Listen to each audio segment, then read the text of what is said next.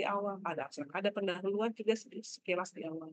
Itu ada, metodologinya ada, tapi saking to the point-nya, dia tidak menjabarkan sedikit tentang, teorinya, teorinya terlalu penuh. Tadi ada kelompok yang terlalu memang seperti itu ya bahasa akademik. Lalu tapi hati-hati juga, walaupun harus to the point, ada syarat minimal ya. Contoh menulis abstrak itu ada syarat minimalnya berapa berapa kata gitu, berapa puluh kata atau berapa ratus kata. Jadi kalian harus bisa memenuhi syarat minimal dan maksimal dari tulisan. Nah, selanjutnya saya takut kepanjangan, langsung aja kita lanjut ke kalimat efektif. Judulnya kalimat efektif, tapi sebelum masuk ke dalam kalimat efektif, saya akan mengajarkan kalian, nggak mengajarkan sih, lebih kepada mengingatkan mengenai kalimat. Ya. Sebenarnya di dalam bahasa Indonesia, di sekolah ya, mungkin kalian waktu SMA, atau SMK, ini pernah diajarkan. Sebentar, saya pernah lihat buku gitu. View coba ya. Ya, jelas. Nah, jadi untuk kalimat, nah kita lihat ya di sini, definisinya kalimat ini. Jadi kalian harus bisa membedakan ya, kata, kalimat, paragraf, wacana. Jadi paling besar adalah wacana. Kata itu yang tadi ya satu-satu. Definisi itu kan, kalimat itu kan, efektif itu kan, gitu ya. Lalu nanti ada lebih besar lagi yang disebut dengan kalimat. Kalimat itu disusun dari beberapa kata, tapi punya fungsinya masing-masing. Nanti ada lagi paragraf, paragraf yang lebih besar lagi. Nah, itu kalian harus bisa membedakan. Karena saya pengalaman ngajar di jurusan lain ya yang bukan bahasa, teknik misalnya, mereka nggak bisa bedakan antara kata dengan kalimat. Nah, ini harus tahu dulu dasarnya. Kalau kalian nggak bahaya nanti. Karena kalian kan di ilmu bahasa ya, jadi harus tahu dasarnya. Nah, eee, kata sudah kita pelajari. Memang kita belajar apa kata diksi. Diksi itu kan memilih kata ya. Jadi sudah kita pelajari bagian kata di diksi. Sekarang kita bahas mengenai kalimat. Kalimat ini lebih besar dari kata ya, lebih besar dari kata. Minimal terdiri dari lebih dari satu kata, misalnya 2 kata, itu baru disebut dengan kalimat, dan itu pun harus memenuhi syarat. Apa itu? Kita lihat. Di sini definisi kalimat ada kesatuan bahasa yang terdiri atas subjek dan predikat. Nah, kesatuan bahasa yang terdiri atas subjek dan predikat. Bisa disebut dengan kalimat jika memenuhi minimal syaratnya, yaitu ada subjek dan predikat. Kalau kalian melihat satu seperti kalimat panjang gitu ya, katanya banyak, diakhiri tanda titik, tapi ternyata nggak ada subjeknya, bisa bukan disebut dengan kalimat. Bisa disebut dengan kalimat jika minimal punya subjek dan predikat. Contoh begini, saya tidur, sayanya subjek, tidurnya predikat. Walaupun hanya 2 kata, itu sudah disebut dengan kalimat. Karena sudah memenuhi syarat minimalnya, yaitu punya subjek, punya predikat. Jadi saya ingat banget ya, pengalaman saya waktu S1 dulu kuliah. Nah, saya dan teman saya suruh maju ke depan sama dosen. "Coba kamu membuat kalimat." Suruh membuat kalimatnya itu kalimat simpel. Kan lagi bahas mengenai teks akademik, saya mah seperti ini mata kuliahnya sama, akademik, teks akademik. Nah, suruh bikin kalimat, tapi kalimatnya simpel, sederhana. Dosennya pengen tahu, "Kalian ngerti nggak kalimat itu apa?" Gitu. Kita buat, maju ke depan tulis. Saya nulis pendek banget, kalau nggak salah hanya 3 kata ya. 3 kata, saya nggak tahu itu masuk, kata yang kata-kata itu yang saya buat atau yang saya susun itu masuk dalam kategori kalimat atau tidak saya nggak tahu. Waktu itu belum belajar mengenai kalimat. Ya udah, titik, udah selesai. Teman saya bikinnya panjang banget, banyak sekali kata-katanya. Sudah selesai, suruh duduk sama dosen kan, kita duduk, baru dikasih tahu, dijelaskan. Coba yang dibuat Erlin ini disebut kalimat atau tidak? Jangan-jangan ini hanya kumpulan beberapa kata, tapi bukan kalimat. Bisa terjadi demikian ya, beberapa kata yang dikumpulkan menjadi satu, tapi bukan kalimat. bisa terjadi. Pas dilihat saya ada subjeknya, ada predikatnya, sudah memenuhi unsur kalimat, ya. Nah, ini disebut dengan kalimat. Walaupun pendek, hanya 3 kata, bisa juga hanya 2 kata, tapi sudah memenuhi syarat minimal disebut dengan. Sedangkan teman saya, itu panjang sekali dia buat. Dia sedang mengarang nih. Jadi dia menulisnya kalimatnya panjang. Tapi ternyata bukan disebut dengan kalimat. Karena kenapa? Tidak ada predikatnya. Udah panjang lebar, nggak taunya nggak ada predikat. Karena dia menggunakan kata yang. Misalnya begini, saya lupa ya kalimatnya apa. Contohnya garis besarnya seperti ini. Eee, orang yang berbaju warna hitam orang yang berbaju warna hitam apalagi ya, eee, s eee, membawa, tas berwarna apa gitu ya, pokoknya panjang banget. Kan ada kata membawa tas, berbaju, itu kan predikat. Nah, kita secara sekilas mikirnya itu adalah predikat, tapi ternyata bukan. Karena ada kata apa? Ada kata yang. Jadi setelah subjek itu langsung kata yang, predikatnya nggak ada. Itu namanya bertingkat, bukan, kalau kalimat itu ada cabangnya, ada peningkatan, ada kalimat bertingkat. Nah, saya nggak akan ajarkan kalian kalimat bertingkat di dalam teks akademik. Kenapa? Karena nggak boleh, ya. Untuk teks akademik itu yang digunakan adalah kalimat efektif. Kalau bertingkat terlalu panjang. Boleh nggak, Bu, saya menggunakan kalimat bertingkat di penulisan yang lainnya? Boleh aja, penulisan populer boleh, silakan, gitu ya. Tapi kalau untuk penulisan teks akademik, lebih baik menggunakan yang efektif. Lebih simpel, lebih sederhana, tapi langsung ke intinya. Ini ya, jadi ini definisi kalimat. Bisa disebut dengan kalimat jika punya subjek dan predikat, ya. Subjek dan predikat. Kalau hanya ada subjek dan objek, bukan disebut kalimat. Atau hanya ada predikat dan objek, ada keterangan juga, tapi subjek yang nggak ada, bukan disebut. Itu ya, jadi. Selanjutnya, nah ini saya fokusnya di sini dulu ya, ke kalian. Nanti kalau, kalimat efektifnya kita bahas minggu depan. Nah, 5 fungsi dalam kalimat itu ada apa saja? Ini yang paling umum.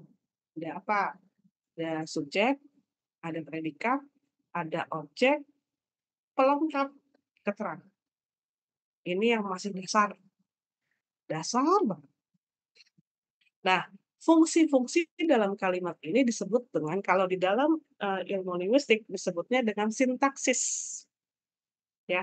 Masuk dalam kategori bidang ilmu sintaksis. Jadi kita harus tahu fungsi-fungsi dalam kalimat, gitu. Itu disebut dengan sintaksis. Kalau kata, pembentukan kata disebut dengan morfologi ilmunya. Kalau ngomongin masalah struktur kalimat disebut dengan sintaksis. Kalau bahas mengenai makna, semantik. Jadi beda-beda. Beda-beda ilmunya di dalam linguistik. Nah, kita bahas satu-satu ya. Sekarang kita bahas ini sintaksis ini. Sintaksis itu harus punya kaitan antara fungsi satu, fungsi kedua, fungsi ketiga, hingga menjadi satu konteks yang disebut dengan kalimat yang memiliki makna. Nanti ada berkaitan dengan semantik juga. Pertama subjek, kalian udah tahu lah ya subjek apa gitu. Subjek ini berkaitan dengan, biasanya ya gampangnya adalah pelaku. Ini kalau di sini ya, ini bahasa-bahasa teori ya. Jadi kalau kalian lihat di sini, di PPT ini semuanya bahasa-bahasa teori. Terkadang agak susah dipahami. Saya bilangnya langsung aja ke intinya. Subjek itu biasanya pelaku di dalam kalimat. Jadi ada orang yang melakukan suatu hal. Ini disebut dengan subjek. Bukan orang ya, bukan hanya orang maksud saya, bisa yang lainnya. Misalnya bisa saja hewan atau binatang, pokoknya ada pelaku, itu disebut dengan subjek. Lalu predikat. Nah, ini adalah, predikat itu berkaitan dengan prosesnya, kerjanya seperti apa,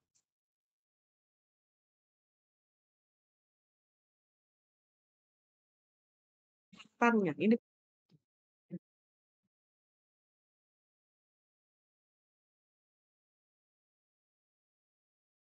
sih paham.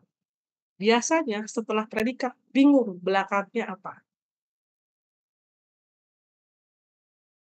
Kadang objek dengan pelengkap itu bermirip, ya.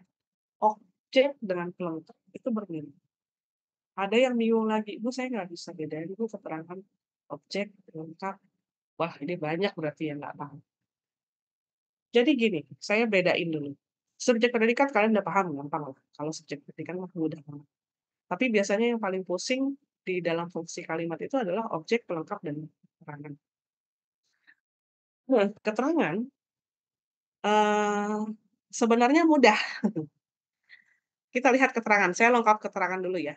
Keterangan berbeda dengan pelengkap dengan objek. Objek dengan pelengkap itu mirip, tapi sebenarnya fungsinya berbeda. Keterangan itu jauh berbeda dengan objek dengan pelengkap. Contoh keterangan apa sih, ada yang tahu nggak? Keterangan, apa saja contohnya?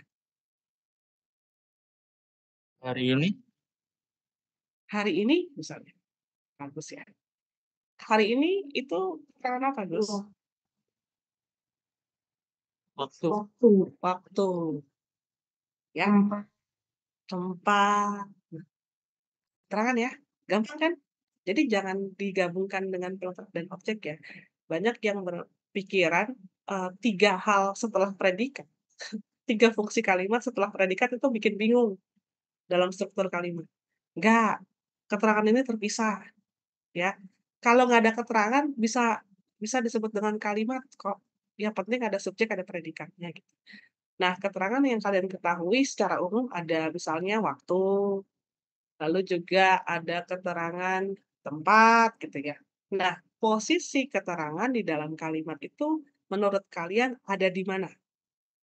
Ada di awal, di tengah, atau di belakang, di akhir? Keterangannya di akhir. Oke, kira-kira bisa nggak di tengah?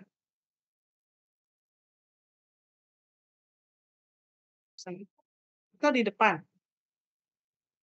bisa. Di depan bisa ya? Nah, Kayaknya kenapa? Ayo, Nan. bisa kayaknya kalau begitu. Oke, jadi gini ya, keterangan itu bisa kita pindah posisinya di depan atau di belakang. Jangan taruh tengah ya, nanti bikin orang bingung. Paham ya? Keterangan itu bisa kita letakkan atau kita posisikan di awal kalimat atau di akhir kalimat. Ingat, dalam bahasa Indonesia, fungsi dalam kalimat, posisinya itu penting. Ibaratnya posisi, apa namanya, posisi itu menentukan prestasi kita, ibaratnya seperti itu ya. Jadi dalam bahasa Indonesia, posisi dalam fungsi struktur kalimat ini penting. Kalau keterangan, boleh nggak keterangan di depan? Boleh. Melangkahi subjek? Boleh.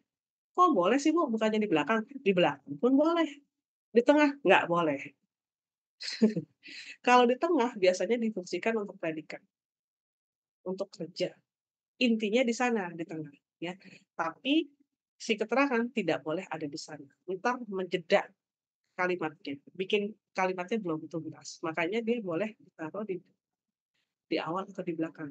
Bedanya adalah kalau keterangan taruh di awal harus dijeda dengan tanda koma. Contoh tadi Agus bilang, "Hari ini," misalnya, "hari ini, koma, saya pergi ke museum." Kenapa dijeda dengan koma? Karena dia melangkahi posisi subjek. Biasanya subjek itu posisinya ada di awal, ya. Subjek itu ada di awal. Tiba-tiba si keterangan ini kan bukan inti dalam kalimat ya, dia hanya, menambahkan informasi secara rinci, tapi bukan inti dalam kalimat tersebut. Nggak usah pakai kata hari ini pun nggak masalah gitu, bisa menjadi kalimat. Nah, dia taruh posisinya di awal, dia melangkahi posisi subjek, makanya dijeda pakai koma, agar kita tahu bahwa sebelum koma ini adalah keterangan. Setelah koma, ini masuk ke dalam subjek. Intinya setelah koma tersebut, ya, itu keterangan. Nah sekarang, bedain objek dan pelengkap gimana, Bu? Nah, ini dia. Ini yang sering terjadi kesalahan. Objek dan pelengkap posisinya biasanya, ada di belakang predikat. Dua-duanya ada di belakang predikat, ya. Terkadang saya bingung, Bu, harus predikat ini objek atau pelengkap ya? Gampangnya begini, kalau kalian ingin melihat fungsinya, fungsi kalimat setelah predikat, ini objek atau pelengkap, bisa dilihat dari, eee, pasifnya kalimat tersebut. Misalnya begini, kalau objek saat dipasifkan kalimatnya itu bisa, misalnya apa ya, ibu memasak telur, gampang. Ibu memasak telur, ibu subjek, predikatnya yang memasak, telurnya adalah objek, bukan pelengkap. Kenapa bukan pelengkap? Karena pada saat dipasifkan kalimatnya, dibalik posisinya, ya, si telur kita jadiin subjek posisinya. Telur dimasak ibu. Walaupun merubah posisi, tidak mengubah arti sama sekali. Sedangkan pelengkap saat dipasifkan tidak bisa, nggak masuk akal. Itu pelengkap. Contohnya begini, saya belajar dengan giat, saya belajar dengan giat. Saya predikat. Belajar oh maaf, saya subjek, belajarnya predikat, dengan giat adalah pelengkap. Coba kalian pasifkan, bisa? Nggak bisa. Nggak bisa, nggak masuk akal, bingung nanti.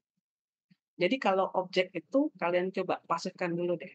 Kalau selama dia bisa dan masih masuk ini ya, masih masuk akal dan tidak mengubah makna kalimat tersebut, itu disebut dengan objek. Posisinya setelah predikat.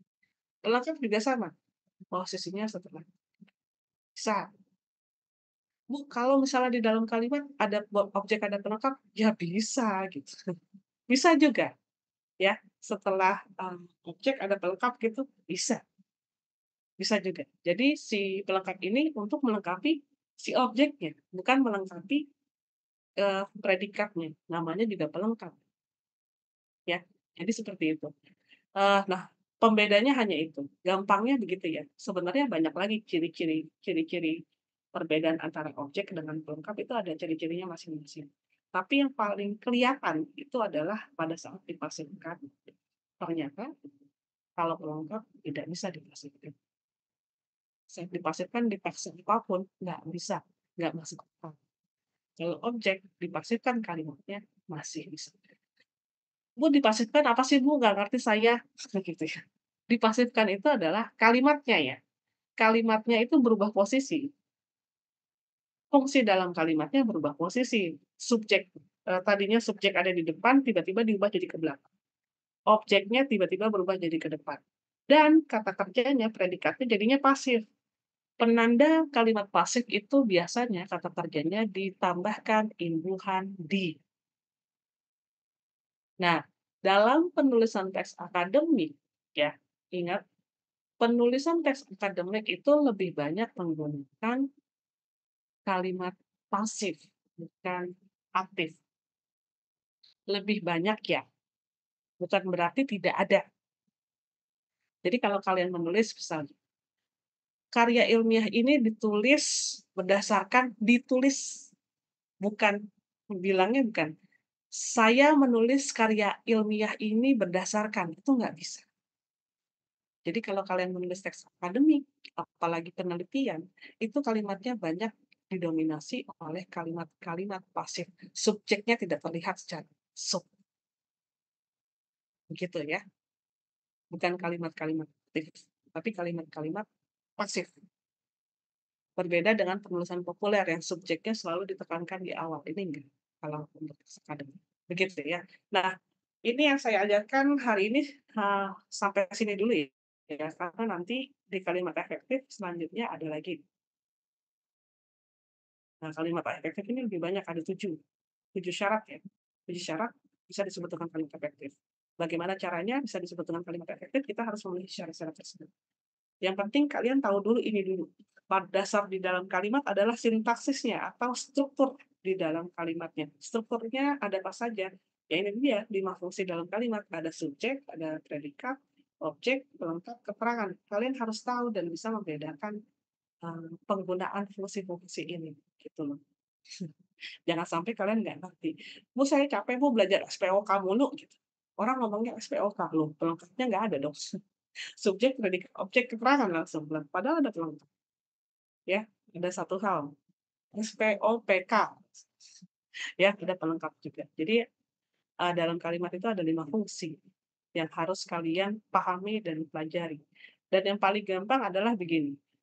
Jangan sampai kalian mengira kalian membuat kalimat padahal yang kalian buat bukan kalimat, itu paling salah, itu bahaya, hati-hati.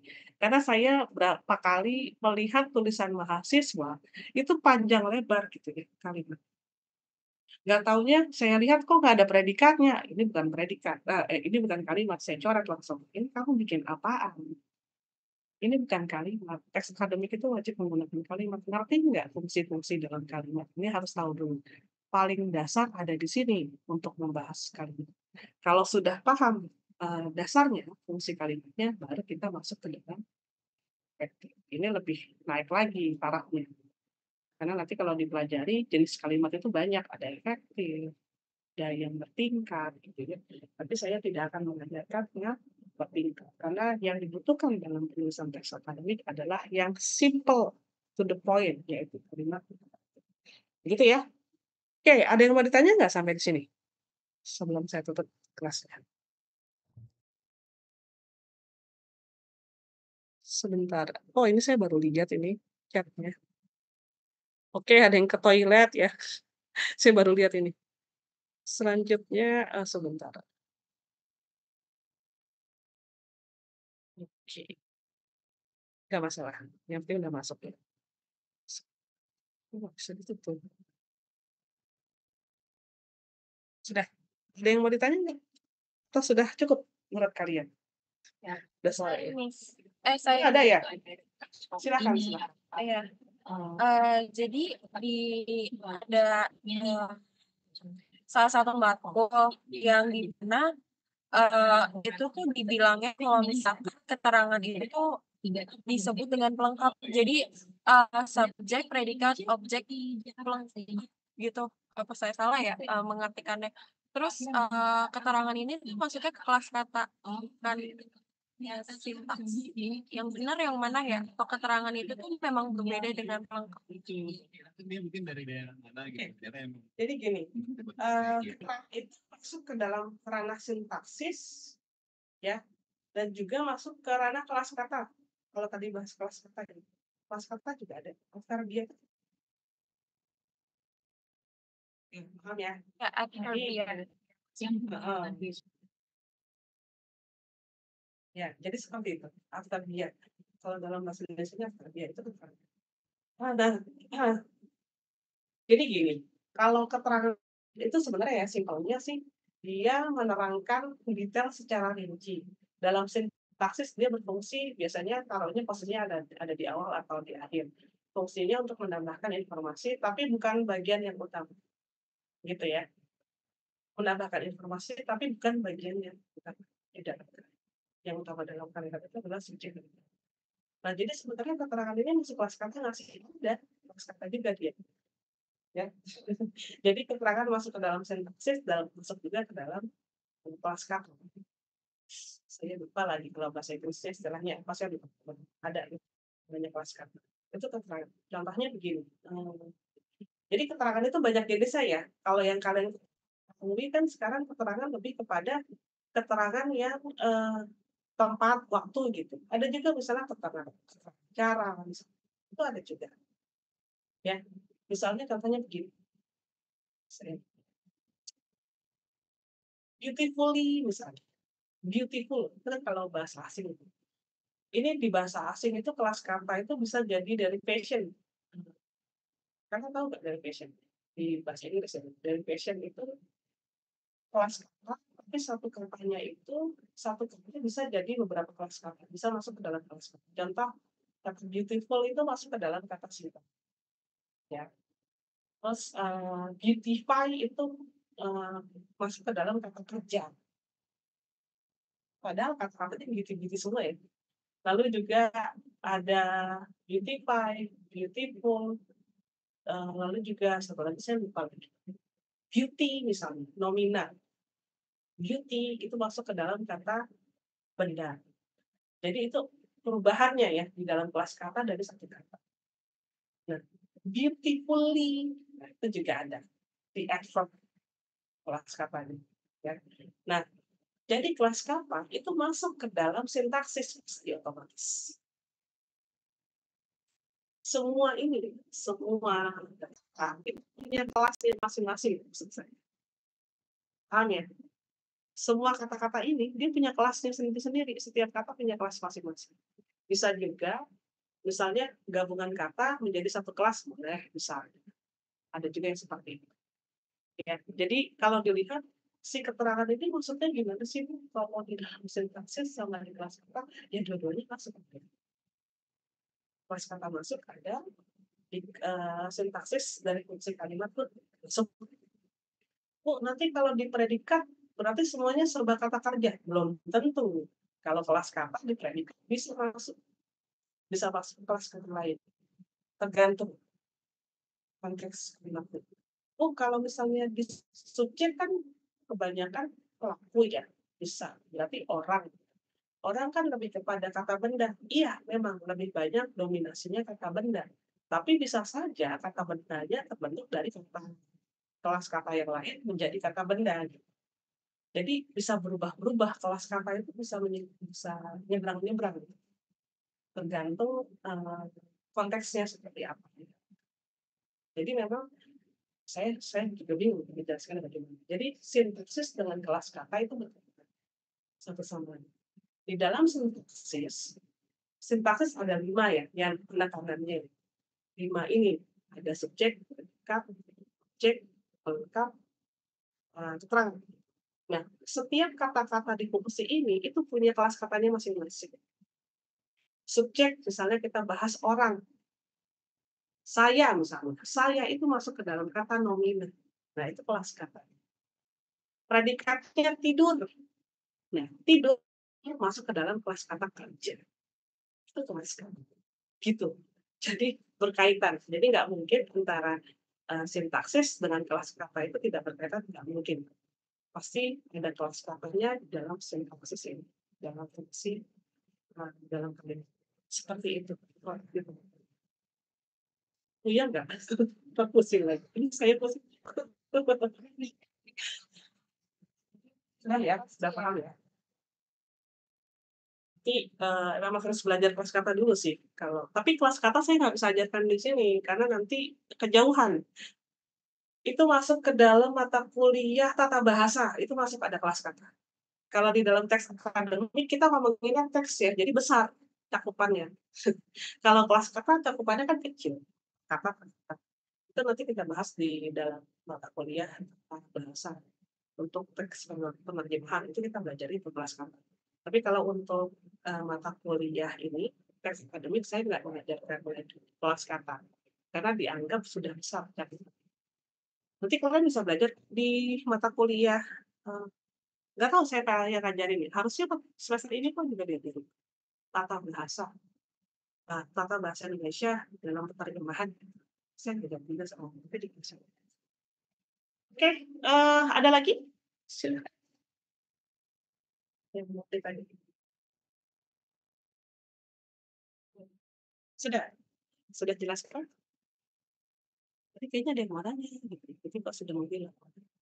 Oke, saya stop share ya.